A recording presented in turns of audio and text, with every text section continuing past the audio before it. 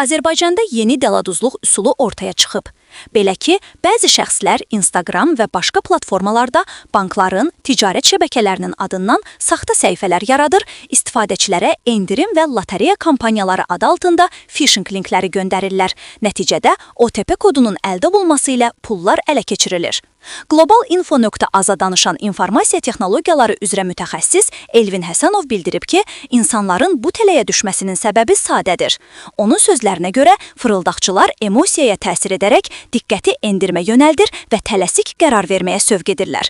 Əslində, heç bir rəsmi bank və ya ticarət şəbəkəsi sizdən kart məlumatlarını və ya OTP kodunu tələb etmir. OTP kodunu bölüşmək sanki bank kartınızı kiməsə əlinizlə vermək kimidir.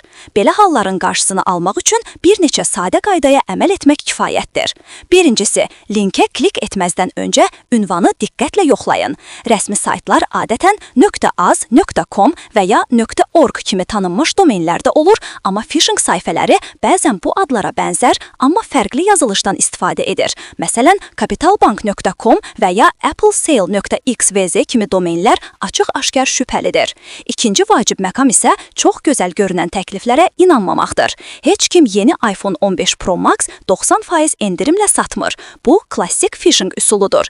Ekspert əlavə edib ki, kampaniya rəsmi səhifələrdə və ya tanınmış xəbər portallarında paylaşılmayıbsa, ona inanmamaq lazımdır.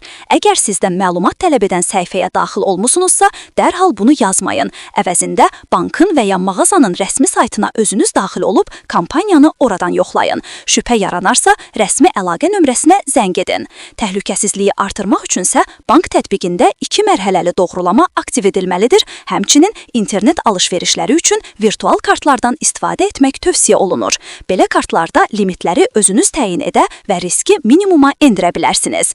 Mütəxəssis qeyd edib ki, əgər vətəndaş artıq aldanıbsa, vaxt itirmədən banka zəng edib, kartı bloklatdırmalı, əməliyyatları dondurub, hüquq mühafizə orqanlarına məlumat verməlidir. Unutmamalıyıq ki, bu cür hücumlar yalnız texnologiyaya deyil, insan etibarına əsaslanır. Buna görə də hər klikdən əvvəl düşünmək, məlumatı paylaşmazdan əvvəl 2 dəfə yoxlamaq ən etibarlı müdafiə üsuludur.